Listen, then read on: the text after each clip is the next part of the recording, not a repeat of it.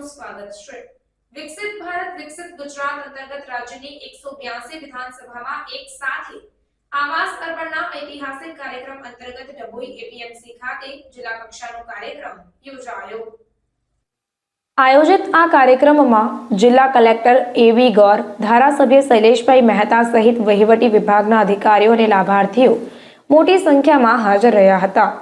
प्रधानमंत्री आवास योजना ने विकसित भारत विकसित गुजरात अंतर्गत गुजरातनी 182 विधानसभाમાં એક સાથે વડાપ્રધાન નરેન્દ્રભાઈ મોદી તેમજ મુખ્યમંત્રી ભૂપેન્દ્રભાઈ પટેલની વર્ચ્યુઅલ હાજરીમાં લાભાર્થીઓને આવાસ લાભ તેમજ લોકાર્પણ કરવામાં આવ્યા।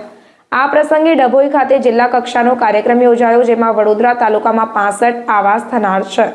ડભોઈ તાલુકામાં 237 લોકાર્પણ કરવામાં આવ્યા તેમજ ડભોઈ તાલુકાના કુલ 407 જેટલા આવાસ બનનાર છે।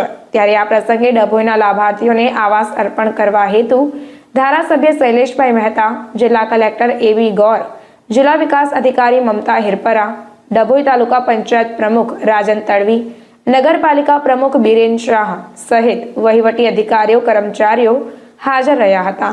આ પ્રસંગે મોટી સંખ્યામાં લાભાર્થીઓ હાજર રહ્યા હતા। પ્રધાનમંત્રી આવાસ યોજના અંતર્ગત લાભાર્થીઓને પોતાનું ઘર મળે, छत મળે તે માટે સરકાર કામ કરી રહી છે। ધારાસભ્ય શૈલેષભાઈ મહેતા દ્વારા લાભાર્થીઓએ તરફથી પ્રધાનમંત્રી નરેન્દ્રભાઈ મોદીનો હૃદયપૂર્વક આભાર વ્યક્ત કર્યો અને લાભાર્થીઓના ચહેરા પર ખુશીની લહેર જોવા મળી।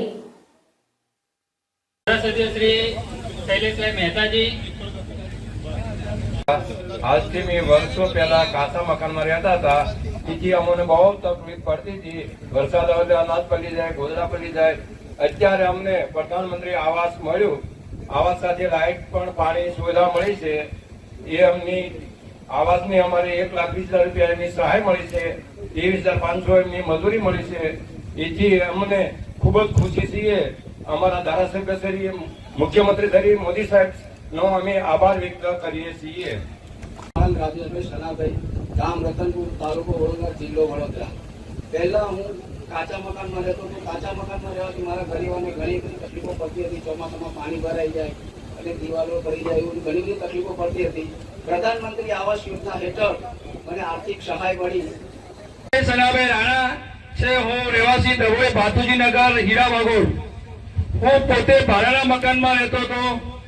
આ પ્રધાનમંત્રી આવાસ યોજનાની જાણ થઈ, હું ફોર્મ ભર્યું, એમાં મને આવાસમાં મકાન મળ્યું। હું મકાન બનાવ્યું, એમાં મને 1 વર્ષમાં 3.5 લાખ રૂપિયા તબક્કા વાઇઝ મળ્યા। માનવીનું એક જ લક્ષ્ય હોય, પોતાનું મકાન। મકાન વગર પોતાની કૃતિ પ્રાર્થના અહીંયા સૌપ્રથમ રજૂ કરશે કે કોઈ પણ વ્યક્તિ ઘર વગરનું ના રહે, એટલે કે ઘર વિહોણું ના રહે। અને એના જ કારણે લાખોની સંખ્યામાં મુખ્યમંત્રી આવાસ યોજના હોય,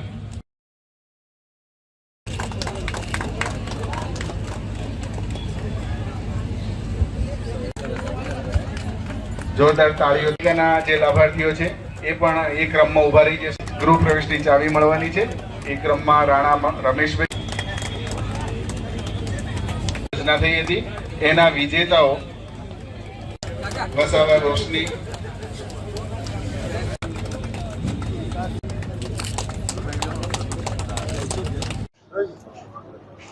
આજનો દિવસ ઐતિહાસિક દિવસ છે।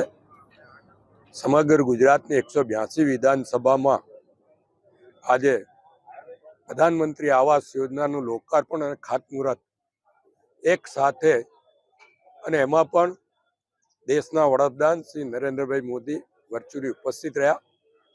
સાથે જ ગુજરાતના મુખ્યમંત્રી શ્રી ભૂપેન્દ્રભાઈ પટેલ પણ ડીસા ખાતે ઉપસ્થિત રહી, એમણે પણ વર્ચ્યુઅલી હાજરી આપી। લાખોની સંખ્યામાં લાભાર્થીઓએ આ કાર્યક્રમમાં ઉપસ્થિત રહીને વડાપ્રધાનશ્રીએ લોકો સાથે, લાભાર્થીઓ સાથે સંવાદ પણ કર્યો। એમને જે લાભ મળ્યા છે એનો પ્રતિભાવ પણ જાણ્યા। સાથે સાથે જે કંઈ ગુજરાતમાં કામગીરી થઈ રહી છે એ બાબતને પણ અને વિકાસ બાબત પણ પ્રધાનમંત્રીશ્રીએ પ્રકાશ પાડ્યો છે। આજે ડભોઈ ખાતે પણ આ તાલુકા કક્ષાનો કાર્યક્રમ કરવામાં આવ્યો. એમાં જિલ્લાના કલેક્ટર શ્રી ગોર સાહેબ ઉપસ્થિત રહ્યા, જિલ્લા વિકાસ અધિકારી શ્રી ઉપસ્થિત રહ્યા, સાથે તાલુકા વિકાસ અધિકારી, તાલુકા પંચાયતના પ્રમુખ, નગરપાલિકાના પ્રમુખ, જિલ્લા અને તાલુકા અને નગરના ભારતીય જનતા પક્ષના હોદ્દેદારો અને ડભોઈ તાલુકાના જે કંઈ લાભાર્થીઓ છે એ પણ ઉપસ્થિત રહ્યા. અને આજના દિવસે 237 જેટલા લાભાર્થીઓને પ્રધાનમંત્રી આવાસ યોજના અંતર્ગત લાભ આપવામાં આવ્યા છે.